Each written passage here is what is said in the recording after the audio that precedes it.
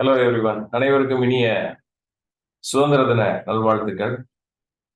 முந்தைய வகுப்பின் தொடர்ச்சியாக இன்னைக்கு செல்களின் ஆரோக்கியம், அதன் பாதிப்பால் ஏற்படக்கூடிய புற்றுநோய், அதுவும் குறிப்பாக பெண்களிடம் ஏற்படக்கூடிய புற்றுநோய் மற்றும் இந்த புற்றுநோய் வராது இருக்கிறதற்கு நாம் எப்படி தற்காத்துக் கொள்ள முடியும், வருவதற்கான சூழ்நிலை இருப்பின் அதில் நம்மளை எப்படி பாதுகாத்துக் கொள்ள முடியும், வந்த பிறகு எந்த மாதிரி நம்மளை சிகிச்சைக்கு உட்படுத்திக் கொள்ள வேண்டும் அப்படின்றத பத்தி இன்னைக்கு பார்ப்போம்.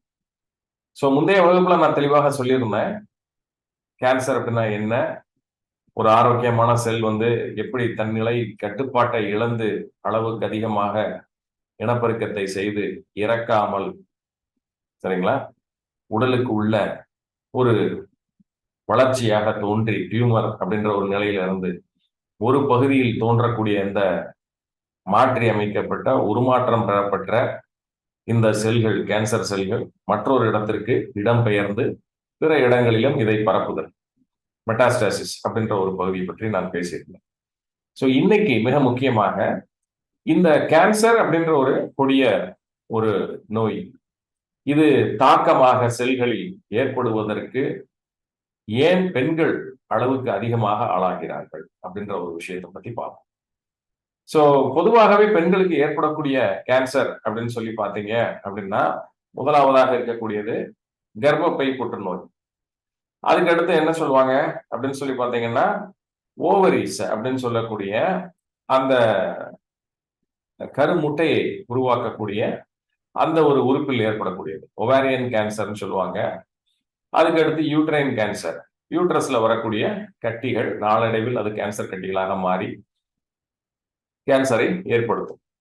மற்றொன்று என்ன அப்படின்னு சொல்லி பார்த்தீங்கன்னா, இந்த ஜனன வாய்ப்பகுதி அப்படின்னு சொல்லக்கூடிய அந்த கழுத்து பகுதி அப்படின்னு நம்ம சொல்லக்கூடிய செர்விக்கல் கேன்சர், இது ஒன்று. மூன்று பொதுவாக அநேகருக்கும் இன்று ஏற்பட்டு கொண்டிருக்கக்கூடிய ஒரு மிகப்பெரிய ஒரு அச்சுறுத்தலாக பார்க்கலாம். மற்றொன்று என்ன அப்படின்னு சொல்லி பார்த்தீங்கன்னா, பிரஸ்ட் கேன்சர். சரிங்களா? சோ ஒரு பெண் அப்படின்னு எடுத்துக்கிட்டீங்கன்னா, அவங்களுடைய அந்த ரீப்ரொடக்டிவ் சைக்கிள் அப்படின்னு நம்ம சொல்லுவோம், இனப்பெருக்க சுழற்சி காலங்களின் போது உடலில் ஏற்படக்கூடிய இந்த ஹார்மோன்களின், சரிங்களா, இந்த ஹார்மோன்களின் இம்பேலன்ஸ் அப்படின்னு சொல்லலாம். இந்த ஹார்மோன் ஒரு சமநிலை தவறும் பட்சத்தில் உடல் ரீதியாக செல்களின் செயல்பாட்டிலும் மாற்றங்களை சந்திக்க நேரிடும். அத்தகைய மாற்றங்கள் நாளடைவில் செல்களின் உருமாற்றத்திற்கு காரணமாக அமைகிறது. அப்ப அதிகமான இந்த உருமாற்றமும் அதிகமான இந்த ஹார்மோன்களின் ஏற்றத்தாழ்வும் ஏற்படக்கூடிய மிக முக்கிய பகுதி வாழ்நாளில் பெண்களுக்கு எது அப்படின்னு சொல்லி பார்த்தீங்கன்னா, from the onset of puberty to the end of menopause அப்படின்றது வரைக்கும், வயது காலங்கள் முதல் அந்த கடைசியாக அந்த இனப்பெருக்க சுழற்சி காலம் நிறைவடையும் போது ஒரு 45 வயதுல மெனோபாஸ் ஏற்படும்.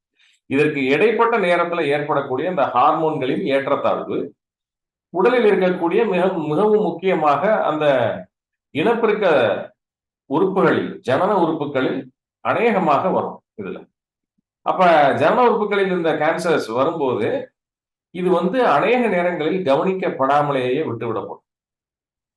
இது எத்தனை வயசுல வரும் அப்படின்றது பொதுவாக நீங்க பாத்தீங்க அப்படின்னா, இந்த இனப்பெருக்க சுழற்சி முடிவடையக்கூடிய நேரத்தில், இல்ல முடிவடைந்து ஒரு சில காலங்களுக்கு பிறகு இதனுடைய வீரியம் அதிகமாக தெரியும். அப்ப இனப்பெருக்க சுழற்சி காலங்களின் போது, ரீப்ரொடக்டிவ் சைக்கிள் நடக்கும் போது பாத்தீங்கன்னா சிறு சிறு தொந்தரவுகள் வந்து போகும். அப்ப ஆரோக்கியமாக ஒரு பெண் தன்னுடைய ஜனன உறுப்புகள் மற்றும் இனப்பெருக்க மண்டலத்தோடு ஆரோக்கியமாக இருக்கிறாரா இல்லையா அப்படின்னு சொல்லி பார்க்கணும்னா ரொம்ப சிம்பிளான செக் பண்ணிக்கலாம்.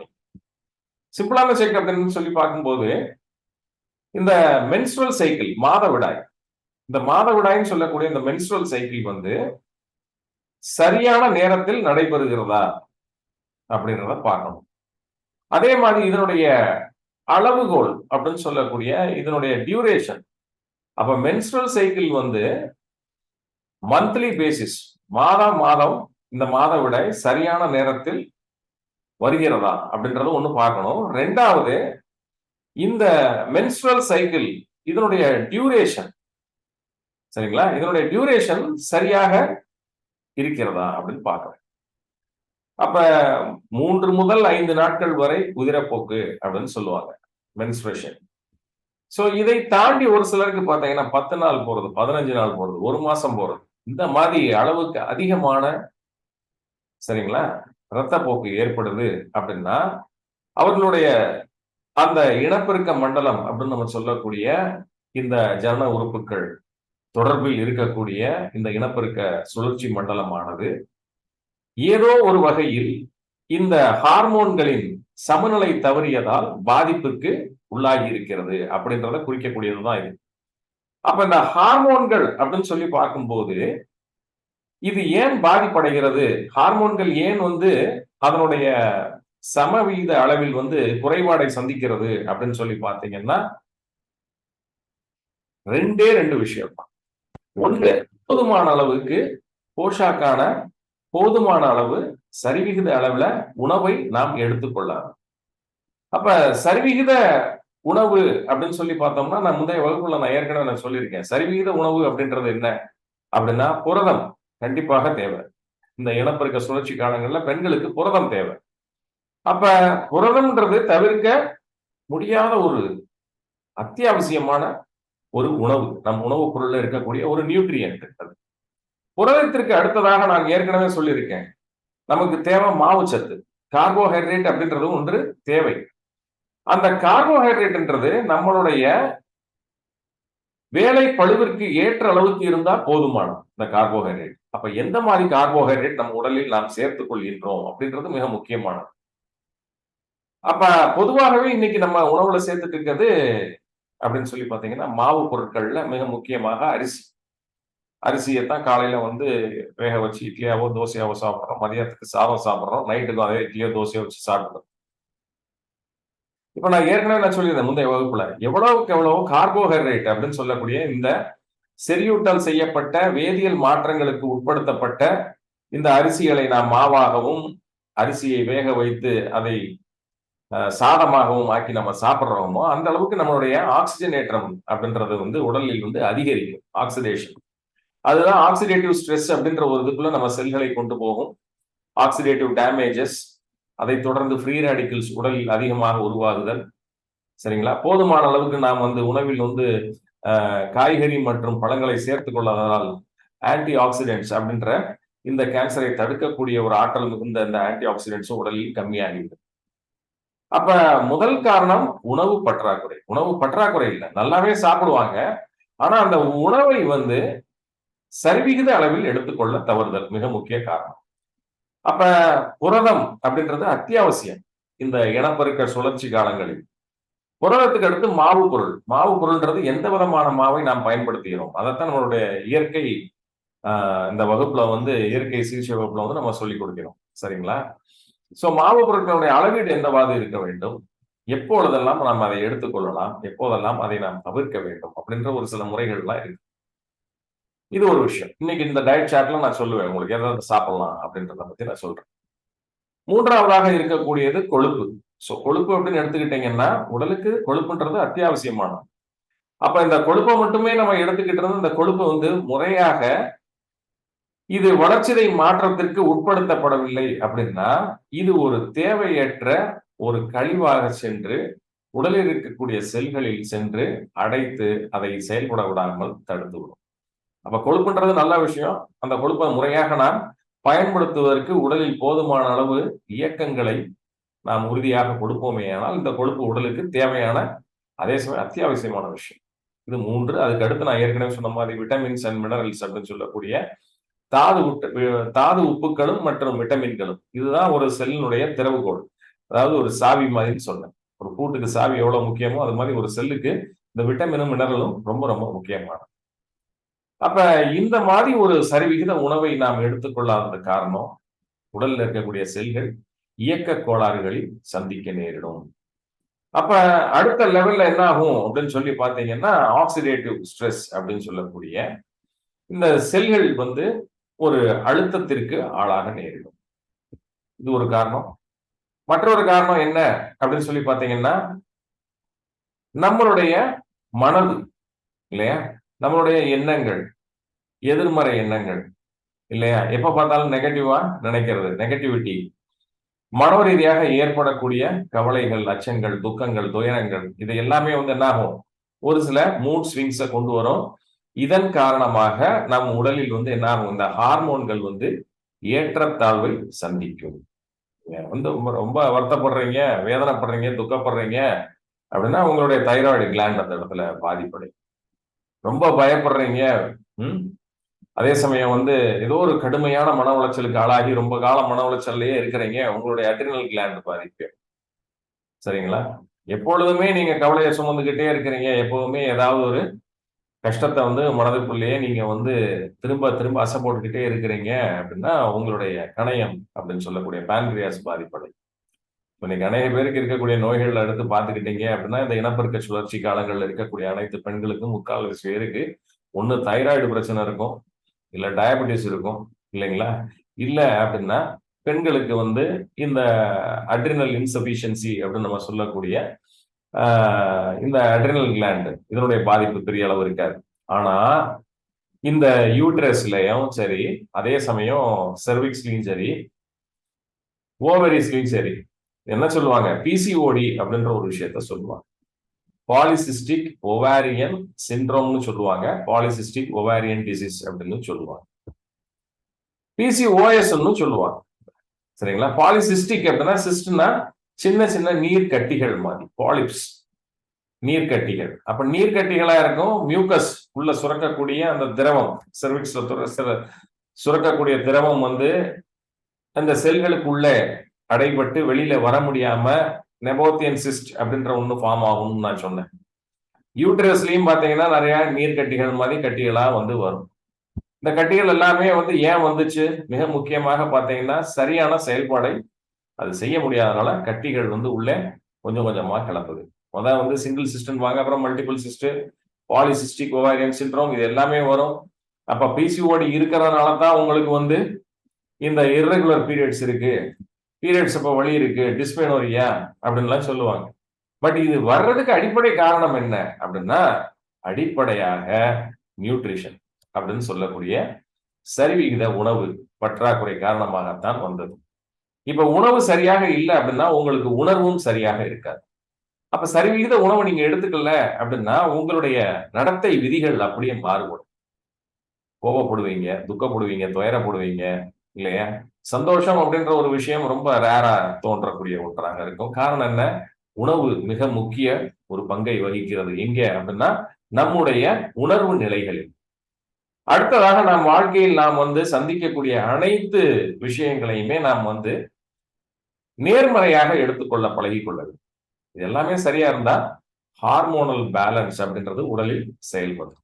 சரிங்க, இதெல்லாம் இல்ல, கெட்டு போயிடுச்சு உடம்பு, ரைட்டு, டிஸ்மெனோரியா இருக்கு எனக்கு, அடுத்து பாத்தீங்கன்னா ப்ரொலாங்டு இது ப்ளீடிங் இருக்குது, பீரியட்ஸ் எனக்கு சரியா வர்றதில்லை, சரிங்களா, இந்த மாதிரி பிரச்சனைகள் எல்லாமே இருக்குது, எனக்கு இர்ரெகுலர் பீரியட்ஸ் இருக்குது, சரிங்களா, டிஸ்மெனோரியா இருக்குது, இது மாதிரி பிரச்சனைகள் நிறைய இருக்கு, பிசிஓடி இருக்கு, பிசிஓஎஸ் இருக்கு. இது எல்லாமே சுமந்து நாம் அந்த இனப்பெருக்க சுழற்சி காலத்தை கடந்து சென்று முடிக்கின்றோம். முடிந்த பிறகுதான் அதிக பாதிப்புகள், இது நாள் வரைக்கும் நீங்க தாங்கி வந்த பாதிப்புகள் அதுக்கப்புறம் தான் வெளிப்படும். அதுக்கப்புறம் தான் பாத்தீங்கன்னா உங்களுக்கு uterine cancer, ovarian cancer, cervical cancer, breast cancer, இது எல்லாத்தையும் அதுக்கப்புறம் தான் விரிவாக்கம் செய்து உங்களுக்கு அச்சுறுத்தலை கொடுக்கக்கூடிய அந்த டெஸ்ட் ரிப்போர்ட்ஸ் உங்களை மனதளவில் பலகீனமடைச்சு. அப்ப இதை எளிதாக எப்படி சமாளிக்கலாம் அப்படின்னு சொல்லி பாத்தீங்கன்னா, இது வருவதற்கான சாத்தியக்கூறுன்றது ரொம்ப சிம்பிள். நீங்க உங்களுடைய உடல் ஆரோக்கியமாக இருக்கிறதா இல்லையா அப்படின்னு பாக்குறதுக்கு முன்னாடி உங்களுடைய இனப்பெருக்க சுழற்சி மண்டலம் ஆரோக்கியமாக இருக்கிறதா இல்லையா. இனப்பெருக்க காலகட்டங்களில் நீங்க இருக்கிறீங்க, அந்த சுழற்சி இதுல இருக்கீங்க அப்படின்னா ரீப்ரொடக்டிவ் சைக்கிள், அந்த ரீப்ரொடக்டிவ் ஃபேஸ் அப்படின்னு சொல்லக்கூடிய 16 முதல் மெனோபாஸ் வரைக்கும் நீங்க இருக்கக்கூடிய பருவத்துல உங்களுக்கு மாதவிடாய் சரியாக நடக்கிறதா? அப்ப நாட்கள் எத்தனை நாட்கள் நடக்கிறது? 3 முதல் 5 நாட்கள் நடக்கிறதா? அதிகமாக வலி இல்லாமல் இருக்கிறதா? இது எல்லாத்தையும் நீங்க பார்க்கணும். இதெல்லாம் சரியாக இருக்குதுன்னா ஆரோக்கியமாக இருக்குது. அப்ப இனப்பெருக்க மண்டலம் ஆரோக்கியமாக இருந்துச்சு அப்படின்னாலே பாதி பிரச்சனை தீர்ந்த மாதிரி தான். இனி இதை சமன் செய்வது பத்தி நம்ம பார்ப்போம். சரி, இப்ப எது எனக்கு இதெல்லாம் வந்து பாதிப்படைஞ்சிருக்கு, அப்ப எனக்கு கேன்சராக இருக்குமா அப்படின்னு நீங்க எதையுமே நீங்க மாத்தி தப்பா யோசிக்க வேண்டிய அவசியம் கிடையாது. சரிங்களா? பொதுவான ஒரு சில பொது விதிகளை வைத்து நாம் சொல்கிறோம். அப்படி இருக்கும் போது உங்களை வந்து தவறான வழிநடத்துதலுக்கு இந்த பதிவு கொண்டு சென்று விடக்கூடாது. எப்பவுமே நான் சொல்ற ஒரே ஒரு விஷயம் என்னன்னா, உங்களுடைய உடல் ரீதியான உபாதைகள் எதுவாக இருந்தாலும் தக்க மருத்துவரை அணுகி மருத்துவ ஆலோசனை பெற்று முறையான சிகிச்சை எடுத்துக்கணும். அதுதான். இது வந்து ஒரு விழிப்புணர்வு பதிவு தான் உங்களுக்கு. சரிங்களா? சோ இந்த இயற்கை சிகிச்சை முறைகள்ல இயற்கை மருத்துவம் இது நமக்கு கொடுக்கக்கூடிய சிகிச்சை முறை என்ன அப்படின்னு சொல்லி பார்த்தீங்கன்னா, இப்ப செல்கள் பழுதடைந்தனால தான் வந்து இந்த ஒரு கொடிய தாக்கம் ஏற்படுது. கேன்சர் அப்படின்ற ஒன்று. இதை சமன் செய்வதற்கு சிகிச்சை முறைகள்ல முதலில் நீங்கள் இருக்க வேண்டியது என்ன அப்படின்னு சொல்லி பார்த்தீங்கன்னா, பட்டினி. வாரத்துக்கு ஒரு நாள் பட்டினி. விரதம்னு வச்சுக்கோங்க. உங்க பாஷையில விரதம். இத வந்து என்ன சொல்லுவோம்னா, ஆட்டோபேஜி அப்படின்னு சொல்லி சொல்லுவோம். ஆட்டோபேஜி அப்படின்னா, எப்ப நம்ம சாப்பிடாமயே இருக்கோமோ, உணவை செல்களுக்கு எப்ப அளிக்காம இருக்கிறோமோ, அப்ப வந்து என்ன ஆகும் அப்படின்னா, உடலில் இருக்கக்கூடிய ஆரோக்கியமான செல்கள் எல்லாமே இந்த ஆரோக்கியமற்ற கேன்சர் போன்ற செல்களை சென்று விழுங்கி அதை ஒன்றுமில்லாம ஆக்கிடும். இதைத்தான் வந்து என்ன சொல்லுவாங்க, ஆட்டோபேஜி அப்படின்னு சொல்லுவாங்க. அப்ப பட்டினி கிடந்தாலே பாதி நோய் தீந்துரும் அப்படின்னு சொல்லுவாங்க. அப்ப இந்த பட்டினி கிடக்கிறதுன்றது வந்து ஒரு முறையாக முறையாக செய்ய வேண்டிய ஒரு பயிற்சி. சும்மா இன்னைக்கு சாப்பாடு கிடைக்கல அதனால நான் பட்டினி கிடக்கிறேன் அப்படின்னு நினைச்சுக்கிட்டோம்னா அது அது வந்து பட்டினி சிகிச்சை கிடையாது. சோ இது முறையாக செய்ய வேண்டும். அப்ப நான் சொல்வது என்னன்னா, வாரத்துல ஒரு நாள் நீங்க விரதம் இருங்க. இந்த ஃபாஸ்டிங் அப்படின்னு சொல்லக்கூடிய இந்த விரதம் எப்படி இருக்க வேண்டும் அப்படின்றத சொல்ல. விரதம் அப்படின்னா சாப்பிடாம இருக்கிறது மட்டும் விரதம் ஆகாது. புரியுதுங்களா? நீங்க அன்னைக்கு முழுமையாக சாப்பிடக்கூடாது. திடமான உணவை மட்டும் சாப்பிடக்கூடாது. எவ்வளவு வேணாலும் நீங்க நீர் ஆகாரத்தை எடுத்துக்கொள்ளலாம். நீர் ஆகாரம்னு நான் சொல்லக்கூடியது நிலத்தடி நீர். சரிங்களா? நிலத்தடி நீர் நன்ற தூய்மையான ஒரு நீரை நீங்கள் தாராளமா எடுத்துக்கலாம். ஆர்ஓ வாட்டர் எடுக்காதீங்க. சோ அன்றைய தினத்துல நீங்க உதாரணத்துக்கு இன்னைக்கு காலையில ஃபாஸ்டிங் ஆரம்பிக்கிறீங்க அப்படின்னா, இன்னைக்கு பகல் பொழுது காலையில இருந்து அன்று மாலை வரைக்கும். முதல்ல எடுத்த எடுப்புல உங்களால 3 நாள், 7 நாள்லாம் ஃபாஸ்டிங் இருக்க முடியாது. சோ முதல் நிலைகள்ல நீங்க என்ன பண்ணலாம்? காலையில 7 மணிக்கு ஆகாரத்தை நிறுத்திவிட்டு, அதுக்காக முன்னாடி ஃபுல்லா சாப்பிடணுமா சார்னா கிடையாது. காலையில எந்திரிக்கிறீங்க, காலையில இருந்து மாலை வரைக்கும் விரதம் இருங்க. இந்த விரதம் எப்படி இருக்கணும் அப்படின்னு சொல்லி பார்த்தீங்கன்னா, முழுமையாக திட உணவுகளை தவிர்க்க வேண்டும். திட உணவுகள் எதையுமே எடுக்கக்கூடாது. அன்னைக்கு பூராமே நீங்க வந்து என்ன பண்ணலாம் அப்படின்னு சொல்லி பார்த்தீங்கன்னா, தாராளமாக நீரை பருகிக் கொள்ளலாம். அப்ப ஃபர்ஸ்ட் டே 1 அப்படின்னு வச்சுக்கோங்க.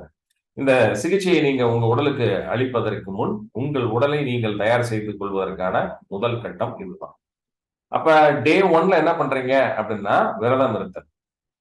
அப்ப இந்த விரதம் இருத்தல் காலத்தின் போது உங்கள் உடலில் இருக்கக்கூடிய உள் உறுப்புகள் சுத்திகரிக்கப்பட வேண்டும். சரிங்களா? அந்த உடல் செல்களுக்கு உள்ள இருக்கக்கூடிய இந்த ஃப்ரீ ரேடிக்கல்ஸ் அப்படின்ற கேன்சரை எளிதாக உருவாக்கக்கூடிய ஒரு நிலையற்ற தன்மை கொண்ட வேதியியல் பொருட்கள் உள்ள இருக்கக்கூடியது வெளியேற்றப்பட வேண்டும் செல்களில் இருந்து. அது வெளியேற்றம் தானாக ஆகுதா இல்லையா அப்படின்றதெல்லாம் நம்மளுக்கு வந்து தெரியாது. ஆனா வெளியேற்றுவதற்கு ஒரு சில உந்து சக்திகளை நாம் உள்ளே உணவாக எடுத்துக்கொள்ள வேண்டும். அப்ப அதுக்கு பெஸ்ட் இது வந்து நான் சொல்லக்கூடிய ஜூஸ். டே 1 நீங்க ஸ்டார்ட் பண்றீங்க. சோ இதுக்கு என்ன ஜூஸ் நீங்க எடுக்கணும்னா, ஆரஞ்சு. ஒரு 3 ஆரஞ்சு பழத்த வாங்கிக்கோங்க. நல்லா கட் பண்ணுங்க. மிக்ஸியில போட்டு நல்லா ஜூஸா பிழிஞ்சுக்கோங்க. தண்ணின்னு எதுவும் ஊத்தாதீங்க. ஜூஸா பிழிஞ்சுக்கோங்க. இப்ப ஃபர்ஸ்ட் ஆரஞ்சு பழம் போட்டுக்கிறீங்க. இந்த ஆரஞ்சு பழத்துக்கு அடுத்து 3 ஆரஞ்சு பழம், 1 எலுமிச்சம்பழம். 1 எலுமிச்சம்பழம் ஜூஸையும் அதுல பிழிஞ்சுக்கோங்க. அதுக்கு அடுத்து ஒரு சின்னமா ஒரு துளி இவ்வளவு இந்த அளவுக்கு ஒரு இஞ்சி. சரிங்களா? இஞ்ச தோலை சீவி இவ்வளோண்டு ஒரு இஞ்ச பிச்சு உள்ள போட்டுறீங்க. அதையும் நல்லா அடிக்கிறீங்க. இஞ்சு, விரலி மஞ்சள். மஞ்சள் கிழங்கு இருக்கு பாத்தீங்களா? எந்த அளவுக்கு இஞ்சி எடுக்கிறீங்களோ அந்த அளவுக்கு மஞ்சள், விரலி மஞ்சளையும் தோலை சீவி எடுத்துக்கோங்க. எடுத்து இதையும் வந்து நீங்க என்ன பண்ணலாம்? மிக்ஸியில போட்டு நல்லா சாறு மாதிரி எடுத்துக்கிட்டு, இப்ப நான் சொன்ன ஆரஞ்சு ஜூஸ், ஆரஞ்சு பிழிஞ்சிருங்கல்ல, இந்த ஆரஞ்சினுடைய ஜூஸ், 2வதாக எலுமிச்சம் ஜூஸ், 3வதாக இஞ்சி மற்றும் விரலி மஞ்சள் இரண்டையும் அரைத்து எடுத்த சாறு. இது 3ஐயும் நீங்கள் கலந்து கொள்ள வேண்டும். புரிஞ்சுங்களா? அடுத்ததாக என்ன பண்ணணும் நீங்க அப்படின்னு சொல்லி பாத்தீங்கன்னா, இந்த துளசி இலை இருக்கும். இந்த துளசி இலையையும் அந்த ஜூஸ்ல போட்டு ஃபுல்லா அடைச்சிடுறீங்க நல்லா. சரிங்களா? கடைசியா துளசி இலை போட்டு அடிச்சிடுறீங்க. துளசி இலை சாரம் நீங்க பிடிக்க வேண்டாம். துளசி இலை ஒரு 4 இலைய போட்டு மிக்ஸில இந்த ஜூஸ் எல்லாத்தையும் கலந்துட்டு ஒரு நல்ல அடி அடிச்சுட்டு, இத அப்படியே நீங்க என்ன பண்ணிடலாம், இறக்கிடலாம். இதை எடுத்துட்டு இத இதோடு கொஞ்சம் ஒரு 1/2 கிளாஸ் தண்ணிய மட்டும் சேர்த்துக்கோங்க. ரொம்ப திக்காலாம். இந்த 1/2 கிளாஸ் தண்ணி அதுல சேர்த்துக்கிட்டு, இத முதல் முறையாக நீங்க என்ன பண்ணணும், காலையில எழுந்த உடனே அன்றைய சிகிச்சை நீங்க ஆரம்பிக்கிறதுக்கு முன்னாடி, இத வெறும் வயிற்றில் நீங்கள் குடித்து விட வேண்டும். குடிச்சுட்டு அதுக்கப்புறம் உங்களுடைய காலை கடன்களை கழித்துவிட்டு, நீங்க வந்து அன்றைய தினம் முழுவதும் காலை முதல் மாலை வரை விரதத்தில் இருக்க வேண்டும். விரதம் அப்படின்றது என்ன அப்படின்னு சொல்லி பாத்தீங்கன்னா, கம்ப்ளீட் ரெஸ்ட் பாடி செல்ஸ். அப்படின்னா என்ன? உடலில் இருக்கக்கூடிய உணவு மண்டலத்துக்கு மட்டும் நம்ம ஓய்வு கொடுக்கல. உடலில் இருக்கக்கூடிய அனைத்து மண்டலங்களுக்கும். அப்ப அனைத்து மண்டலங்களும் அன்னைக்கு வந்து நீங்க யாருடனும் பேசாமல் இருப்பது இன்னும் சிறப்பு. அப்ப காலை முதல் சாயங்காலம் வரைக்கும் அதற்கான சூழ்நிலைகளை நீங்கள் ஏற்படுத்திக் கொள்ளணும். ஒரு அமைதியான சூழ்நிலையில அமைதியா இருக்கணும். இப்ப நான் யாரோடையும் பேசல அப்படின்னு சொல்லி ஒரு செல்போன் எடுத்து வச்சு பார்த்துட்டு இருக்க கூடாது. ஏன்னா அது வந்து உங்களுடைய சென்சரி ஆர்கன்ஸை தூண்டக்கூடிய ஒரு செயல். சோ அதையும் நீங்க செய்யக்கூடாது. அப்ப எந்த ஒரு வேலையும் செய்யாமல், சரிங்களா, ஓய்வில் அன்று நாள் முழுவதும் இருங்கள். சரிங்களா? செல்போனையோ டிவியையோ இல்ல பக்கத்துல இருக்காங்களோட பேசுறதோ புரணி பேசுறதோ இந்த மாதிரி வேலைகள் எதுவுமே இல்லாம மன முழுமையாக அமைதியில் அன்று நாள் முழுவதும் எப்பெல்லாம் உங்களுக்கு பசிக்கிற மாதிரி இருக்குதோ அப்பெல்லாம் வந்து நீங்க நீரை பருகிக் கொள்ள வேண்டும். நீங்க காலையில குடிச்ச அந்த ஜூஸ் வந்து ஒரு மிகச்சிறந்த ஒரு லாக்ஸேட்டிவ். அந்த ஜூஸ்ல நான் இன்னும் என்ன சொல்லுவேன்னா, இந்த துளசி போடுறீங்க பாருங்க. இந்த துளசி போடுறதுக்கு முன்பாக என்ன பண்ணலாம் நீங்க அப்படின்னா, இஞ்சி சாறையும் இதையும் பிழிஞ்சு எடுத்துட்டு ஊத்தும் போது அந்த ஜூஸ்ல இந்த சியா சீட்ஸ் அப்படின்னு சொல்லி மார்க்கெட்ல கிடைக்கும். சியா சீட்ஸ்ன்னு சொல்லி மார்க்கெட்ல கேளுங்க. இந்த சியா சீட்ஸ் வாங்கி 2 ஸ்பூன் சியா சீட்ஸ் அதுல போட்டுக்கோங்க. ரொம்ப நல்லது. இந்த சியா சீட்ஸ் 2 ஸ்பூன் போட்டுட்டு அதுக்கப்புறமாக நீங்க என்ன பண்ணலாம், டோட்டலா இந்த பேசில் லீவ்ஸ் அப்படின்னு சொல்லக்கூடிய இந்த துளசி இலைகளை வந்து அதுல பொடுசா நறுக்கி நீங்க அந்த ஜூஸ்ல போட்டு ஒரு 10 நிமிஷம் 15 நிமிஷம் அப்படியே விட்டுட்டு அதுக்கப்புறம் நீங்க எடுத்து குடிச்சுக்கலாம். சரிங்களா? இது வந்து முதல் நாள்ல நீங்க செய்ய வேண்டிய வேலை. சோ ஃபர்ஸ்ட் டே நீங்க என்ன பண்றீங்க, ட்ரீட்மெண்ட். இது ட்ரீட்மெண்ட்னு இல்ல, ஒரு ஜெனரல் ஒரு வெல்பீயிங்காக நீங்க எடுத்துக்கக்கூடிய ஒரு ஒரு ஜெனரல் கோர்ஸாவே நீங்க அதை வச்சுக்கலாம். அப்ப காலையில எழுந்த உடனே நீங்க என்ன பண்றீங்க, ஆரஞ்சு ஜூஸ், லெமன் ஜூஸ், இஞ்சி விரலி மஞ்சள் அரைக்கப்பட்டது, அதோட துளசியும் சேர்த்து நீங்க சேர்த்துக்கலாம். பிளஸ் 2 ஸ்பூன் சியா சீட்ஸ் போட்டு 15 நிமிடம் வந்து அப்படியே அன்டிஸ்டர்ப்டா வச்சுட்டு அதுக்கப்புறம் அந்த ஜூஸ்ல ஒரு 1/2 டம்ளர் வாட்டர், சுடு தண்ணியா தான் கிடையாது, நார்மல் வாட்டர், 1/2 டம்ளர் தண்ணி அதுல சேர்த்துக்கிட்டு நல்லா கலக்கிட்டு அதை குடிச்சிருங்க. இது வந்து ஒரு பெஸ்ட் லாக்ஸேட்டிவ் எஃபெக்ட கொடுக்கும். பிளஸ் இது என்னன்னா ஒரு பெரிய ஒரு டீடாக்சிங் எஃபெக்ட வந்து பாடியில கொடுக்கும். அப்ப டீடாக்சிபிகேஷன் நடக்கும், உள்ள இருக்கக்கூடிய ஃப்ரீ ரேடிகல்ஸ் எல்லாமே இதாகும். மற்றும் வேற என்ன மார்பிட் வேஸ்ட், என்ன கழிவுகள் இருந்தாலும், மெட்டபாலிக் மார்பிட் வேஸ்ட் எது இருந்தாலும் வெளியே நீக்கம் செய்யப்படும் முழுமையாக. அன்றைய தினம் முழுவதாக நீங்க எந்த ஒரு வேலையும் செய்யாமல், யாரோடும் பேசாமல், அமைதியாக நல்லா வந்து நீங்க ரெஸ்ட்ல மட்டும் இருந்துட்டீங்கன்னா போதும். சாயங்காலம் ஆனவுடன் நீங்க என்ன பண்ணலாம், ஒரு பழங்களோ இதை ஒண்ணு சாப்பிட்டு உங்களுடைய விரதத்தை முடித்துக் கொள்ளலாம். அப்போ ஒரு 5 மணிக்கு நீங்க விரதத்தை முடிக்கிறீங்க அப்படின்னா ஒரு 4, 5 கொய்யா பழமோ ஒரு பப்பாளி பழமோ ஏதாவது ஒண்ணு, ஒரு ஃப்ரூட் சேலடோ ஏதோ ஒண்ணு வச்சுக்கலாம். முடிச்ச உடனே எடுத்த உடனே நம்ம வந்து சாலிட் ஃபுட் அப்படின்னு சொல்லி சாதத்தையோ தோசை இட்லி அப்படின்னு வச்சு சாப்பிட்டு இருக்கக்கூடாது. ஸோ விரதத்தை முடிப்பது நல்ல ஒரு பழம் காய் கனிகளை வைத்துக்கொண்டு விரதத்தை நீங்கள் முடித்துக்கொண்டு சிறிது நேரத்துக்கு பிறகு நீங்க என்ன நேச்சுரலா நீங்க சாப்பிடுவீங்களோ அந்த உணவை நீங்கள் உட்கொள்ளலாம். ஆனா நம்ம இந்த சிகிச்சை முறைகளை பார்த்தீங்கன்னா இந்த உணவு பழக்க வழக்கத்தை மாற்றுவோம். அப்ப பழக்க வழக்கத்தை மாற்றும் போது மிக முக்கியமாக இந்த அரிசியை தவிர்க்க வேண்டும் நம்ம சிகிச்சை முறையில. சோ அதுக்கு நம்ம என்ன செய்வோம்னா 2ஆம் நிலையில நீங்க விரதத்தை முடித்து நீங்க இரவு உணவு எடுக்க வேண்டும். நீங்க இதனால் வரைக்கும் இட்லி தோசையை சாப்பிட்டு பழகிட்டீங்க, அப்படி இருக்கிற பட்சத்துல உங்களால சாப்பாடை வந்து தவிர்க்க முடியாது. அதனால முதல் நாள் அப்படின்றதுனால நீங்க என்ன பண்ணணும் அப்படின்னு சொல்லி பாத்தீங்கன்னா, கருப்பு கவுனி அரிசி, கேப்பை இது 2யும் ஊற போட்டுட்டு, நல்லா இத வந்து கிரைண்டர்ல போட்டு நல்லா மாவா அரைச்சு வச்சுக்கிட்டு, உளுந்த தனியா அரைச்சு வச்சுக்கிட்டு, உளுந்து, கருப்பு கவுனி அரிசி, அதுக்கடுத்து கேப்பை. இது 3யும் நீங்க அரைச்சு மாவாக ஒன்றாக கலக்கி வைத்து, உப்பை போட்டு நல்லா நீங்க எப்படி மாவு செய்வீங்களோ, அதே மாரி மாவு மாரி ஆக்கி வச்சுக்கோங்க. ஸோ இதுல ஒரு 2 தோசைய ஊத்தி நீங்க சாப்பிட்டுக்கலாம் தாராளமாக. சரிங்களா? உங்களுடைய ஆரோக்கியத்திற்கு மிகவும் அத்தியாவசியமானது தேங்காய். சரிங்களா? தேங்காய். அப்ப தேங்காய் சட்னி நீங்க வீட்ல ஃப்ரெஷ்ஷா பிரிப்பேர் பண்ணி இதோட சேர்த்து சாப்பிட்டுக் கொள்ளலாம். சரிங்களா? அடுத்ததாக இந்த முதல் நாள் இன்டர்மிட்டன்ட் ஃபாஸ்டிங்ல நீங்க இருக்கும்போது தான் இந்த ஒரு இரவு உணவு நான் சொன்னது. அடுத்த மறுநாள் முதல் நீங்க அடுத்த ஒரு 28 நாளைக்கு 2 வேளை தான் சாப்பிடுவீங்க. அதுக்கப்புறம் ஆட்டோமேட்டிக்கா அதுவே பழகி போயிரும். அதுக்கப்புறம் வந்து 2 வேளை தான் சாப்பிடுவீங்க. ஸோ 2 வேளை சாப்பிட்டா போதுமானது. சரிங்களா? 3 வேளை சாப்பிடுறவன் நோயாளின்னு சொல்லி சொல்லுவாங்க. பட் நம்ம எல்லாருமே வந்து இன்னைக்கு 3யும் தாண்டி 5 வேளை, 7 வேளைலாம் சாப்பிடுறோம். ஸோ அளவுக்கு அதிகமான இந்த ஒரு அழுத்தத்தை நம் உடலுக்கு நாம் உணவின் மூலியமாக கொடுக்கிறோம் அப்படின்றதுக்கு இதெல்லாம் ஒரு சான்று. அப்ப மறுநாள்ல இருந்து நீங்க என்ன மாரி உணவு பழக்கம் நான் சொன்ன இந்த கருப்பு கவுனி மாவ வைத்துக்கொண்டு காலையில எந்திரிக்கிறீங்க. எந்திரிச்சுட்டு இதே தோசையா ஊத்தி நீங்க சாப்பிட்டுக்கலாம். ஆனா மறுநாள்ல நீங்க எழுந்தவுடன் நீங்க செய்ய வேண்டிய ஒரு வேலை என்ன அப்படின்னு சொல்லி பார்த்தீங்க அப்படின்னா, விரலி மஞ்சள். நான் சொன்ன மாரி தோல் நீக்கிய விரலி மஞ்சள். அதோடு வந்து கொஞ்சம் சிறிதளவு ஆ வேப்பங்கொழுந்து, வேப்பங்கொழுந்து, விரலி மஞ்சள். இதோட சேர்த்து நீங்க என்ன பண்ணிக்கலாம் அப்படின்னு சொல்லி பார்த்தீங்கன்னா, ஒரு சின்ன ஆ பனங்கற்கண்டு.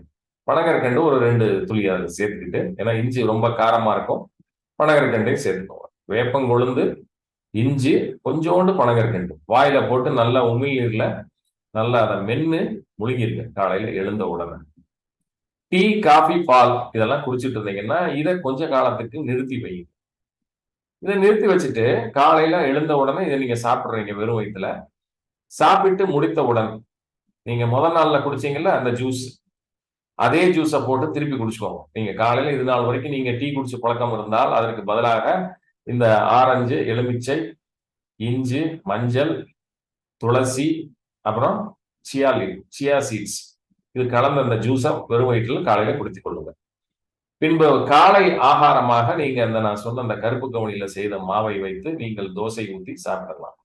கருப்பு கவுனி மாவுல போய் இட்லி ஊத்துனீங்கன்னா, அது வந்து வேகாது. ஒரு மாரி சவுக்கு சவுக்குன்ட்டு இருக்கும். சாப்பிட முடியாது. ஸோ தோசையா நீங்க ஊத்தி அத நல்லா சாப்பிடலாம். சரிங்களா? இது பகல் உணவாக இருக்கும் உங்களுக்கு. இந்த பகல் உணவுல இந்த தோசை நீங்க சாப்பிடுறீங்க. இந்த தோசையோட சேர்த்து நீங்க என்ன பண்ணிக்கலாம் அப்படின்னு சொல்லி பார்த்தீங்கன்னா, முளை கட்டிய பயறு வகைகள் எதுவாகனாலும் இருக்கலாம். ஸோ முளை கட்டிய பயறு வகைகள் ஒரு 1 கப். இந்த கருப்பு கவுனி தோசை ஒரு 2 தோசை, முளை கட்டிய பயறு வகைகள் அப்படின்றதுல ஒரு 1 கப்பு பயறு, இந்த தோசை 1, இந்த 2 தோசை சேர்த்துக்கிறீங்க. ஒரு வேக வைத்த முட்டை. சரிங்களா? ஸோ பாயில்டு எக் இதுல தான் புரதம் அதிகமாக இருக்கும் உங்களுக்கு. பாயில்டு எக் அவசியம் எடுத்துக்கணும்.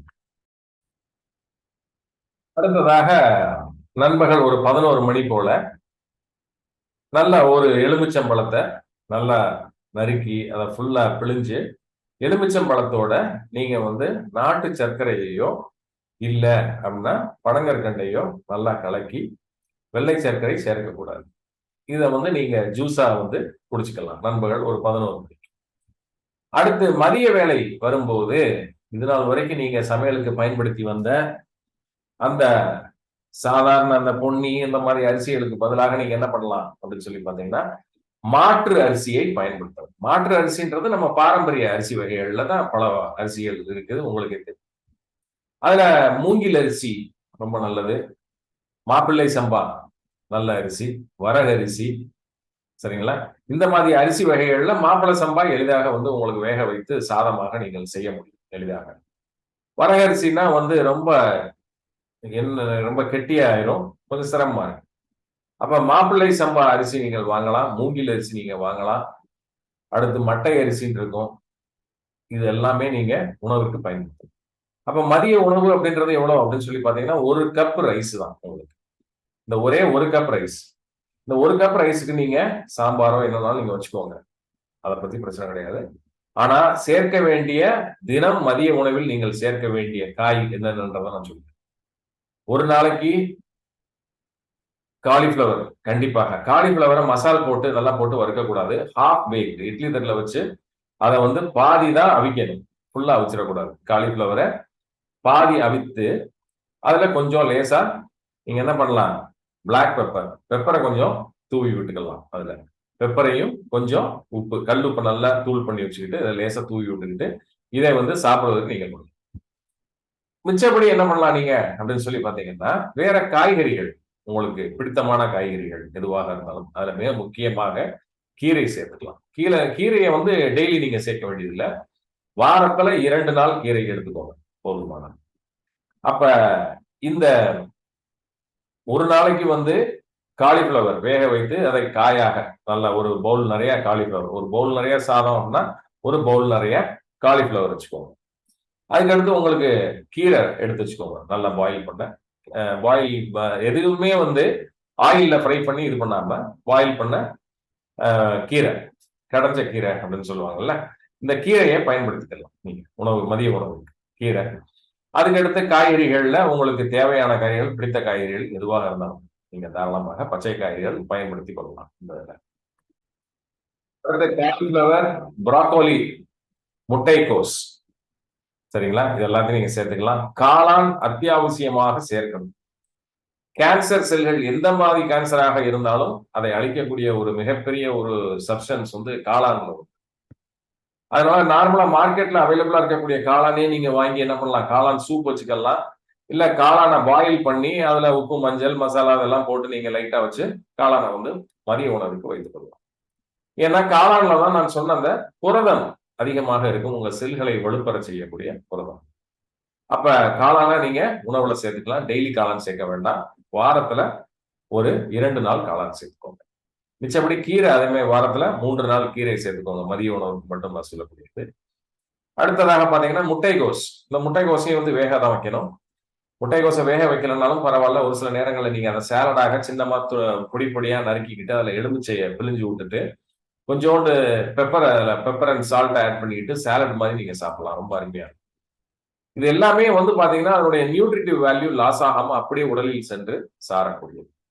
சரிங்களா? இதுல வந்து உங்களுக்கு மிக முக்கியமாக இதெல்லாம் நீங்க எடுத்துக்கிறதுனால ஃபோலிக் ஆசிட் உங்களுக்கு கிடைக்கும். அடுத்த நேரத்து நான் சொன்ன மாதிரி அந்த இண்டோல் அப்படின்ற ஒரு சில வேதிப்பொருட்கள் உங்கள் உடலுக்கு அத்தியாவசியமாக இதில் இருந்து கிடைக்கும். அப்ப கேன்சருக்கு எகெயின்ஸ்டா ஃபோர்ஸ் ஒரு சில போராட்டங்கள் உடல் சந்திக்கும் போது இவையெல்லாம் உறுதுணையாக அதற்கு இருக்கும். அப்ப மதிய உணவு இவ்வளவுதான் எளிதாக. அடுத்து மாலை இல்லையா, மாலை ஒரு சிற்றுண்டி அப்படின்ற மாதிரி சாயங்காலம் ஆனவன்னு நீங்க என்ன பண்ணிக்கலாம்னா வேர்க்கடலை நல்லா ஞாபகம், வேர்க்கடலை வேக வச்ச வேர்க்கடலை மட்டும்தான். நல்லா ஒரு பவுல் நிறைய வேர்க்கடலையை நல்லா வேக வச்சுக்கிட்டு அந்த ஒரு பவுல் வேர்க்கடலையை ஃபுல்லா சாப்பிடுங்க. ஒரு 5 மணி போல, 5, 5:30 போல நீங்க சாப்பிட்டுக்கோங்க, சாயங்காலம் ஸ்நாக்ஸ் மாதிரி. சரிங்களா? இப்ப ஒரு நாளைக்கு வேர்க்கடலை எடுத்துக்கோங்க, ஒரு நாளைக்கு கொண்டக்கடலை எடுத்துக்கோங்க, ஒரு நாளைக்கு பாசிப்பயிர் எடுத்துக்கோங்க, பச்சைப்பயிர் நான் சொல்றது. சரிங்களா? இது எல்லாத்தையுமே நீங்க ஒரு நாளைக்கு ஒரு மாதிரி எடுத்துக்கோங்க. வேர்க்கடலை மிகவும் அற்புதமான ஒரு மருந்து சொல்ல போனா உங்களுக்கு வேண்டியதில்லை. சோ இது எல்லாமே நீங்க எடுத்துக்கிறீங்க. 2 வேளை தான் சாப்பிடணும்னு சொல்லுவோம். அப்ப இரவு படுக்க செல்லும் முன்பு சாப்பிடக்கூடாது. 7 மணிக்கு உள்ளார இந்த 5:30 டு இந்த 7க்குள்ள பழங்கள் மட்டும் சாப்பிட்டுட்டு போதும், அதோட படுத்துருங்க, போதுமானது. ஏன்னா இரவு தூங்க போற வேளையில நம்ம உடலுக்கு எந்த ஒரு பெரிய ஆற்றல் தேவையும் இருக்க போறதில்லை. உறங்கத்தான் போறோம், பெருசா ஒன்றும் வேலை செய்ய போறதில்ல. அதனால நம்மளுக்கு பெரிய அளவு எனர்ஜிக்கு குளுக்கோஸோ கார்போஹைட்ரேட்டோ நம்மளுக்கு தேவையில்லை. அப்ப பழங்கள்ல வந்து நைட்டு படுக்கும்போது நீங்க தாராளமாக பப்பாளி பழம் எடுத்துக்கொள்வது தினமும் உண்டு. நான் சொல்றது எல்லாமே பிரெக்னெண்டா இல்லாத விமன் அவங்களுக்கு இல்லையா, இவங்க தாராளமாக எடுத்துக்கலாம். பப்பாளி பழம் நீங்க எடுத்துக்கோங்க. கொய்யாப்பழம் அடுத்ததாக சீசன்ல கிடைக்கக்கூடிய கொய்யாப்பழத்தை நல்லா 5-6 பழத்தை வாங்கி நல்லா நறுக்கி சின்ன சின்ன பீஸா வச்சுக்கிட்டு சாப்பிட்டு படுத்தலாம். வாழைப்பழம் கண்டிப்பாக நீங்கள் சேர்க்கணும். எல்லாவற்றிற்கும் மேலாக வாரத்திற்கு 4 நாட்கள் நீங்க வந்து அவகேடோ அப்படின்ற ஒரு ஃப்ரூட் இருக்கும். பட்டர் ஃப்ரூட்னு சொல்லுவாங்க. ஒமேகா 3, ஒமேகா 6 ஃபேட்டி ஆசிட் இருக்கக்கூடிய ஒரு அற்புதமான பழம். இன்னைக்கு மார்க்கெட்ல எப்ப போனீங்கனாலும் ஆல் த்ரூ த இயர் வருடம் முழுவதுமாக இருக்கு அவகேடோ மேக்சிமம். ஸோ அந்த அவகேடோ வாங்கி நீங்க என்ன பண்ணலாம் அப்படின்னு சொல்லி பாத்தீங்கன்னா, அந்த பட்டர் ஃப்ரூட்டை வந்து வாரத்துல ஒரு 3 முதல் 4 நாட்கள் எடுத்துக்கோங்க. இவை எல்லாமே உடலுக்கு மிகவும் அத்தியாவசியமானது. சரிங்களா? சோ இதுதான் உங்களுடைய உணவு பழக்கவழக்கமாக இருக்க வேண்டும். இதுல இடையில டீ, காபி குடிக்கிறது, வைக்கிறது இந்த மாதிரி விஷயங்கள் எதுவுமே மாத்தி வைக்கணும். டீ குடிக்கணும்னு தோணுதா? குடிங்க. ஆனா வந்து என்ன டீ குடிங்க? கிரீன் டீ குடிங்க. பச்சை தேயிலை டீ அப்படின்னு சொல்லி ஃப்ரெஷ் லீவ்ஸ் இருக்கும். அதுல வந்து டிகாக்ஷன் பண்ணி நம்ம குடிப்போம் அத. எப்படின்னா, டீ போடுற மாதிரி தான். இல்லையா? கடுங்காப்பி போடுற மாதிரி. இந்த கிரீன் டீய வாங்கி அத போட்டு நீங்க அதுல ஒயிட் சுகர் ஆட் பண்ணவே பண்ணாதீங்க. இனிப்பு தேவை அப்படின்னு நீங்க விருப்பப்பட்டா பனங்கற்கண்டு போட்டுக்கோங்க. இல்ல அப்படின்னா கருப்பட்டி போட்டுக்கோங்க. இல்ல அப்படின்னா நாட்டு சர்க்கரை, ஒரிஜினலான நாட்டு சர்க்கரையான்னு பார்த்து அத நீங்க சேர்த்துக்கோங்க. இப்ப இது வந்து உங்க உடல் ரீதியாக உங்க செல்களை பலப்படுத்தக்கூடியதுக்கான ஒரு உணவு முறைய தான் இப்ப நான் சொல்லியிருக்கேன். இப்ப அடுத்ததாக வந்து எனக்கு வந்து பிரச்சனை இருக்கு சார். எனக்கு வந்து இடுப்பு வலி இருக்குது. அடிக்கடி வலி இருக்கும். யூரின் போகும்போது எரிச்சல் இருக்கு. அடிக்கடி எனக்கு யூரினரி இன்ஃபெக்ஷன் உண்டாகுது. எனக்கு வெள்ளைப்படுதல் இருக்குது. டாக்டர் வந்து என்னைய வந்து வருஷத்துல ஒரு 3 மாசத்துக்கு ஒரு தடவ, 6 மாசத்துக்கு ஒரு தடவ வந்து அப்பைக்கப்ப பெல்விக் எக்ஸாமினேஷன் பண்ணிக்க சொல்லியிருக்காங்க. நான் பேப்ஸ்மியர் டெஸ்ட் குடுத்துருக்கேன். அத ரிப்பீட் பண்ண சொல்லிட்டு இருக்காங்க 3 வருஷத்துக்கு ஒரு தடவ. இல்லன்னா 3 மாசத்துக்கு ஒரு தடவ, 6 மாசத்துக்கு ஒரு தடவ ரிப்பீட் பண்ண சொல்லியிருக்காங்க. இதெல்லாமே வந்து டாக்டர்ஸ்க்கு இருக்கக்கூடிய சந்தேகங்களை உறுதி செய்வதற்காக அவங்க வந்து அப்பைக்கப்ப வந்து செக் பண்ணிட்டு போக சொல்றாங்க. சோ செக் பண்ணி நெகட்டிவ்னு வர்ற வரைக்கும் நம்மளுக்கு பிரச்சனை இல்ல. பாசிட்டிவ்னு ஏதாவது ஒண்ணு வந்தான்னா மனதளவுல நம்மள வேதனை அடைய செய்யும். இல்லைங்களா? சோ அதிலிருந்து நம்மை எப்படி தற்காத்துக் கொள்ளுதல் அப்படின்னு தான் நான் சொல்லுவேன். சரிங்களா? அப்ப நீங்க என்ன பண்ணணும் அப்படின்னு சொல்லி பார்த்தீங்கன்னா, இதையும் தாண்டி ஒரு சில விஷயங்கள் இருக்கு. இப்போ உணவை தாண்டி ஒரு சில விஷயங்கள். இப்ப தினமும் நீங்கள் இல்லையா? குளிக்க வேண்டும். சார் நாங்க குளிச்சுட்டு தான் சார் இருக்கோம். எல்லாரும் குளிக்கிறோம். பட் அதுவல்ல குளியல். நான் சொன்ன குளியல். சரிங்களா? உங்களுடைய உடல் இத்தகைய மாற்றங்களை சந்திக்கும் நேரங்கள்ல இத நீங்க கண்டிப்பாக செய்ய வேண்டும். வருடத்திற்கு ஒரு முறையாவது. மீதி நார்மலா இருக்கக்கூடிய லேடீஸ் எல்லாருமே வந்து முடிந்த வரை இதை நீங்கள் பின்பற்ற வேண்டும். அதான் நான் சொல்றேன். அப்ப சூரிய குளியல் ஃபர்ஸ்ட். சரிங்களா? சன் பாத் ரொம்ப ரொம்ப இம்பார்ட்டன்ட். இந்த சூரிய குளியல நீங்க தினமும் காலையில ஒரு 7 மணியிலிருந்து 7:45 மணி வரைக்கும் நிச்சயமாக நீங்கள் செய்திருக்க வேண்டும். அப்ப 7ல இருந்து 7:45னா வீட்டுக்குள்ள சூரிய ஒளி எந்த இடத்துல உங்களுக்கு அதிகமாக படும் அப்படின்னு நீங்க நினைக்கிறீங்களோ, அந்த இடத்துல மேக்ஸிமம் பாடி எக்ஸ்போஸ் ஆகுற மாரி ஒரு நிலைகள்ல ஒரு சேர போட்டு நீங்க தாராளமாக அமர்ந்திருக்கலாம். அந்த இடத்துல வேர்த்து அந்த சூரிய ஒளி படணும். ஏன்னா விட்டமின் டி இருந்தா தான் உங்களுக்கு கால்சியம் மெட்டபாலிசமே நடக்கும் உடல்ல. அப்ப அது ரொம்ப அத்தியாவசியம். விட்டமின் டி இல்ல அப்படின்னா கேன்சர் அதிகமாக உடலில் தாக்கம் வரும். இதனால ஞாபகம் வச்சுக்கோங்க. அப்ப சூரிய ஒளி இல்லாம விட்டமின் டி நடக்கவே நடக்காது உடல்ல. நீங்க என்னதான் சப்ளிமெண்ட்ட வாங்கி நீங்க விட்டமின் டி மாத்திரையும், கால்சியம் மாத்திரையும் மாத்தி மாத்தி போட்டீங்கன்னாலும், இந்த நேச்சுரல் விட்டமின் அப்படின்னு சொல்லக்கூடிய இந்த சன்ஷைன் விட்டமின் சூரிய ஒளி இல்ல அப்படின்னா, நாம இல்ல. அப்ப நிச்சயமாக ஒரு நாளைக்கு ஒரு 40 நிமிடம் உடல்ல நம்மளுடைய கை, காலு சரிங்களா? இடுப்பு இதெல்லாம் வந்து எக்ஸ்போஸ் ஆகுற மாரி சூரிய ஒளியில் நாம் இருக்க வேண்டும். இல்லைங்களா? அது வந்து உங்களுக்கு தோதான இடத்தை நீங்க தேர்ந்தெடுத்துக் கொண்டு இந்த சிகிச்சை முறையை நீங்க கடைபிடிக்கலாம். அப்ப 1 நம்பர் 1 சூரிய குளியல் தினமும். சூரிய குளியலுக்கு அடுத்து என்ன அப்படின்னு சொல்லி பார்த்தீங்கன்னா, ஸ்டீம் பாத் அப்படின்னு சொல்லுவோம். ஸ்டீம் பாத் அப்படின்னா நேச்சுரோபதி சென்டர்ஸ் நீங்க போனீங்கன்னா, அங்க அந்த ஸ்டீம் சேம்பர் வச்சிருப்பாங்க. வாரத்துல 1 நாள் எடுங்க ஸ்டீம் பாத். வாரத்துல 1 நாள் ஸ்டீம் பாத் எடுத்துக்கோங்க. அடுத்ததாக ஹிப் பாத். ஹிப் பாத்ன்னா இடுப்பு குளியல். ஹிப் பாத்ன்னா ஹிப் பாத் டப்னே விக்குது. இந்த ஹிப் பாத் டப்ப லேடீஸ் எல்லாருமே வாங்கி வச்சுக்கணும் வீட்ல. சோ பெரியவங்க நீங்களும் இருக்கிறீங்க, உங்களோட குழந்தைங்களும் இருப்பாங்க. எல்லாருக்கும் பயன்படுத்திக்கலாம். இந்த ஹிப் பாத் என்ன பண்ணணும் நீங்க அப்படின்னு சொல்லி பார்த்தீங்கன்னா, வாரத்தில் ஒரு 3 முறை சரிங்களா? கிரையோஜெனிக் ஹிப் பாத், அடுத்து தெர்மல் ஹிப் பாத் 2 இது பண்ணணும். ஒண்ணு வந்து நெறைய ஐஸ் கட்டிகள போட்டு அந்த குளிர்ச்சியில இடுப்பை வந்து ஒரு 40 நிமிடம் அப்படியே அமர்ந்திருக்கிறது. பட் குறைந்தபட்சம் ஒரு 10ல இருந்து 15 நிமிடம் இருந்தாலே போதுமானது. பட் பாதிப்புகள் அதிகமாக இருக்கும்போது அதை வந்து ஒரு 40 நிமிடம் வரை இருக்கச் சொல்லும். இது ஒரு விஷயம். இது வந்து குளிர்ச்சியிலையும் நீங்க பண்ணலாம். நம்ம ஏற்கனவே நான் இந்த செர்விக்கல் கேன்சர்ல சொன்னேன் பாத்தீங்களா? சோ ஒண்ணு வந்து இந்த எலக்ட்ரிக் ஹீட்ட வச்சு அந்த கட்டிய வந்து கரைக்கிறது. இன்னொன்னு வந்து லிக்விட் நைட்ரஜன வச்சு அந்த கூல்ல இருக்கும். அது ரொம்ப கூலா இருக்கும். அத வச்சு அந்த கட்டிய கரைக்கிறது. அதே மெத்தட்ல தான் இந்த இதுல ஹிப் பாத் வந்து நீங்க டெஃபினட்டா நீங்க எடுத்தே ஆகணும். அப்ப ஹிப் பாத்ல வந்து ஒண்ணு வந்து நல்ல ஐஸ் கட்டிய நெறைய நிரப்பி இடுப்பளவுல நனைய வைத்து ஒரு 40 நிமிடம். ஒரு 3 நாளைக்கு. இல்ல அப்டின்னா, ஒரு நாள் விட்டு ஒரு நாள். ஒரு நாள் வந்து நல்ல கோல்ட் வாட்டர் ஹிப் பாத், மறுநாள் வந்து ஹாட் வாட்டர் ஹிப் பாத். இதை மாறி, மாறி, மாறி நீங்க செய்யலாம். ஒரு வாரத்துல இது வந்து ஒரு 3 முறை செய்யலாம். அடுத்ததாக வந்து பாத்தீங்க அப்டின்னா, மட் பாத். மண் குளியல் அப்படின்னு சொல்லுவாங்க. இப்ப என்ன சொல்லியிருக்கேன் நான் உங்களுக்கு, சன் பாத், ஹிப் பாத், அடுத்து வந்து மட் பாத், அப்புறம் ஸ்டீம் பாத். இந்த 4 பாத் சொல்லியிருக்கேன். அத்தியாவசியமா நீங்க செய்ய வேண்டியது. மட் பாத் எப்படி அப்படின்னு சொல்லி பாத்தீங்கன்னா, மண் குளியல் அப்படின்னு சொல்லுவாங்க. மண் குளியல்னா சும்மா ரோட்ல கிடக்கிற மண் அள்ளி பூசிக்கிறது கிடையாது. அந்த மண் குளியலுக்கான மண்ணை தயாரிப்பது அப்படின்றது அது ஒரு முறையான ஒரு விஷயம். ஒரு 2 அடி 2 அடிக்கு மேலோட்டமாக இருக்கக்கூடிய இத தோண்டி கீழ வரக்கூடிய அந்த 2 அடிக்கு கீழ இருக்கக்கூடிய மணல எடுத்து, இப்ப ஒவ்வொரு மணலுக்கும் ஒவ்வொரு குணாதிசயங்கள் உண்டு. புத்து மணல மட்டும் நம்ம வந்து 2 அடிக்கு கீழ போய் தோண்டி எடுக்க முடியாது. புத்து மணல் மட்டும் மேலோட்டமாக இருக்கிறத எடுத்துக்கும். பட் அதனுடைய ப்ராசஸிங் வேற. அது நம்மளுடைய இயற்கை சிகிச்சை முறைகள் அந்த படிப்புல நம்ம சொல்லித் தருவோம். இதுல நீங்க என்ன பண்ணலாம்னா 2 அடிக்கு கீழ இருக்கக்கூடிய செம்மண், முடிந்த வரைக்கும் செம்மண்ணாக இருந்தா நல்லது. இல்ல அப்படின்னா அலுவியல் சாயில்னு சொல்லுவாங்க. இந்த கருப்பு நிற மண், அந்த களிமண் இல்லையா? அது ப்ரௌனிஷா இருக்கும் அந்த இதுல.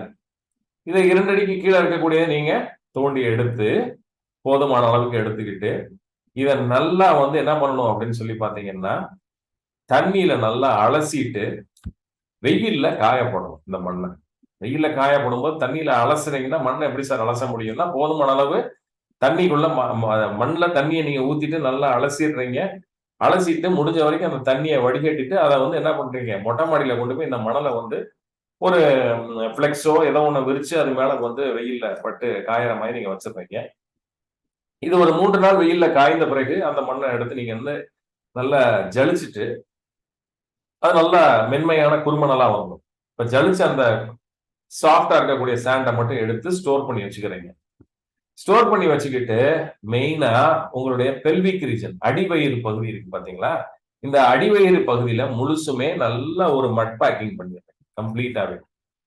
சோ இத ஃபுல்லா நீங்க வச்சுட்டு, நீங்க காய வச்சுட்டு நீங்க அப்படியே போட்டீங்கன்னா, அப்படியே பயங்கர கூலிங் எஃபெக்ட் கிடைக்கும். இத நீங்க பண்ணி ஒரு ஒரு 1 மணி நேரம் வைத்திருந்தீங்கனாலே நல்லா காய்ஞ்சிரும் அது. காய்ந்து முடித்ததுக்கு அப்புறம் நீங்க குளிச்சிடலாம். இது வந்து மட் பாத்ன்னு நான் சொல்லக்கூடிய மண் குளியல். சரிங்களா? இத நான் பொதுவாகவே நம்ம என்ன சொல்லலாம் இத அப்படின்னு சொல்லி பார்த்தீங்கன்னா, முடிந்த வரைக்கும் உங்களுடைய பெல்விக் ரீஜன், இந்த பியூபிக் ஏரியா வரைக்கும் வைக்கணும். தொப்புள் கீழ ஃபுல்லாவே பேக்கிங் பண்ணிக்கணும். இத ரெகுலரா நீங்க வந்து வாரத்துல 1 தடவ நீங்க செய்யலாம். இல்ல அதிகமா உங்களுக்கு டைம் இருக்கும் செய்யறதுக்கு அப்படின்னா, வாரத்துல 2 தடவ கூட நீங்க தாராளமா 2 தடவ, 3 தடவ கூட செய்யலாம். இப்ப 4 விதமான குளியல் சொல்லிட்டேன். உங்க வீட்டு பக்கத்துல நேச்சுரோபதி கிளினிக் ஏதாவது இருந்ததுன்னா, அங்க போய் நீங்க ஸ்டீம் பாத் எடுத்துக்கலாம் வாரத்துக்கு 1 முறை. இல்ல நேச்சுரோபதி கிளினிக் போய் நீங்க ஸ்டீம் பாத் எடுத்துக்கிட்டு அவங்களுக்கு ரூ. 1000 பே பண்றதுக்கு, ஆன்லைன்லயே நீங்க போட்டீங்கன்னா, வீட்லயே வந்து ஸ்டீம் பாத் எடுக்கிறதுக்கு இன்னும் ரூ. 5000 ரூ. 6000 வந்து பாத்தீங்கன்னா, இந்த சிந்தெடிக் ஸ்டீம் சேம்பர்லாம் இப்ப அவைலபிளா இருக்கு. அத நீங்க வாங்கி வச்சுக்கலாம். டீடாக்ஸ் பண்றதுக்கு. ஸ்வெட்டிங் நல்லா ஆகும். அதுல நீங்க வீட்ல இருந்து நீங்களே எடுத்துக்கலாம். அந்த மாதிரி இதுவும் பண்ணிக்கலாம். இப்ப மட் பாத்துக்கு நான் சொன்ன மாதிரி மணலை நீங்க எடுத்து தயார் செய்து நீங்க அதை வந்து நீங்க தாராளமாக பயன்படுத்திக்கோங்க. இந்த இதுல. இது வந்து குளியல் சம்பந்தமாக நான் சொல்லக்கூடிய ஒரு சில முக்கியமான குறிப்புகள். இதை நீங்க தாராளமாக பின்பற்றலாம். அடுத்து உங்களுக்கு எப்பல்லாம் பசி எடுக்குதோ, நான் அப்பல்லாம் வந்து ஸ்நாக்ஸ் சாப்பிட்டு பழகிட்டேன் சார். நொறுக்கு தீனிய சாப்பிட்டு பழகிட்டேன். அப்படின்னு இருக்கக்கூடியவங்களுக்கு நான் சொல்லக்கூடிய ஒரே ஒரு அறிவுரை என்ன அப்படின்னா, அந்த மாதிரி நேரங்கள்ல நான் என்ன சொல்லுவேன், சீடட் கிரேப்ஸ், பிளாக் கிரேப்ஸ் அதாவது ஆ கொட்டையில கருப்பு திராட்சை. இத வாங்கி வச்சுக்கோங்க வீட்ல. எப்பல்லாம் உங்களுக்கு பசிக்குதோ, அப்ப வந்து அந்த கொட்டைய மென்னு சாப்பிடுங்க. அந்த கொட்டை தான் வந்து ரொம்ப ரொம்ப ஒரு அற்புதமான மருந்து கேன்சருக்கு. அப்ப அந்த திராட்சைய கொட்டையோட நீங்க சாப்பிட்டீங்க. எப்பல்லாம் பசிக்குதோ அப்பல்லாம் நீங்க எடுத்து திராட்சைய சாப்பிட்டுக்கலாம். சோ இது வந்து உங்களுடைய உணவுகளில் நீங்கள் கொண்டு வர வேண்டிய மாற்றங்கள். சரிங்களா? உங்களுடைய பழக்கவழக்கங்கள், மனோநிலைகள் இதில கொண்டு வர வேண்டிய மாற்றங்கள். இது மாத்திரம் செஞ்சா முழுமையாக நம்ம குணமடைஞ்சிடலாமா சார் அப்படின்னா, நீங்க செய்ய வேண்டிய அத்தியாவசியமான விஷயங்கள். சரிங்களா? இதெல்லாம் செஞ்சுட்டோம்னா நான் சரியாயிருவேனா சார் அப்படின்னா நான் அதுக்கு ஆமா அப்படின்னு நான் சொல்ல முடியாது. சரிங்களா? ஏன்னா உடல்நிலைகளின் பாதிப்பு ஒவ்வொரு உடலை பொறுத்தவரைக்கும் மாறுபடும். அப்ப அதனுடைய சிகிச்சை முறைகள் அப்படின்றது நேர்ல பார்த்தால் மட்டுமே ஒரு நிச்சயமான ஒரு உறுதியாக நம்மால் வரையறுத்து கொடுக்க முடியும். சும்மா பார்க்காம எல்லாரும் செஞ்சா இது எல்லாமே ஜெனரல் வெல்பீயிங், பொது விதி. அப்ப இதெல்லாம் செய்யும்போது நம்மளுக்கு இந்த மாதிரி அச்சுறுத்தல்கள் வராம இருக்கும். பொதுவாகவே உங்களுடைய உணவில் இந்த மஞ்சள் இருக்கு பார்த்தீங்களா? அந்த மஞ்சள்ல இருக்கக்கூடிய கர்குமின் அப்படின்னு சொல்லக்கூடிய ஒரு மிக முக்கியமான ஒரு வேதியியல் பொருள் இருக்கு. அது கேன்சரை தடுக்கக்கூடிய மிகவும் ஒரு அற்புதமான ஒரு மருந்து. திராட்சை பழத்துல இருக்கக்கூடிய கருப்பு திராட்சையில இருக்கக்கூடிய அந்த கொட்டையிலும் அவ்வளவு அற்புதமான மருந்துகள்லாம் இருக்குது. அடுத்ததாக எல்லாத்துக்கும் மேலாக கேன்சர் வராமல் தடுக்க வேண்டும் அப்படின்னா, நிச்சயமாக ஒவ்வொரு தனி மனிதனும் விரதம் இருக்க கற்றுக்கொள்ள வேண்டும். அப்ப ஃபாஸ்டிங் அப்படின்றது எப்படி இருக்கணும் அப்படின்னு இதுவரைக்கும் நீங்க எப்படி இருந்தீங்களோ தெரியல. ஃபாஸ்டிங்னா அப்படின்னா என்ன சொல்லுவாங்க? விரதம் இருக்கணும் அப்படின்ற பேர்ல வெறும் பழத்த மட்டும் சாப்பிட்டுக்கிட்டே இருக்கிறது ஃபாஸ்டிங் கிடையாது. ஃபாஸ்டிங்னா டோட்டலா ஒன்லி தண்ணி மட்டும் தான் உள்ள போகும். வேற எதுவுமே போகக்கூடாது. சரிங்களா? இப்ப நான் சொன்னபடி நீங்க தாராளமாக இந்த முறைகளை பின்பற்றி பார்த்து, உங்கள் உடலில் இதுவரைக்கும் ஏதாவது ஒரு சிறிய அளவு அச்சுறுத்தல் இருந்தாலும், அதில் மாற்றம் ஏற்பட்டிருக்கிறதா? இல்லையா? அப்படின்றத நீங்க தெரிந்து கொள்ளலாம். இப்ப மாற்றம் ஏற்பட்டிருக்கா? இல்லையான்றத தெரிஞ்சுக்கொள்ள முதல் அளவுல நான் என்ன சொல்லுவேன்னா, இந்த பழக்கவழக்கத்துக்குள்ள வந்ததுக்கு பிறகு உங்களுடைய மாதவிடாய்கள் ச சரியாக வந்திருக்குதா? அப்படின்றது. இர்ரெகுலர் பீரியட்ஸ் ரெகுலாரிட்டிக்கு வந்திருக்குதா? அப்படின்றத பாருங்க. உங்களுக்கு இருக்கக்கூடிய சின்ன சின்ன எண்டோமெட்ரியல் சிஸ்ட், பாலிப்ஸ் இல்லையா?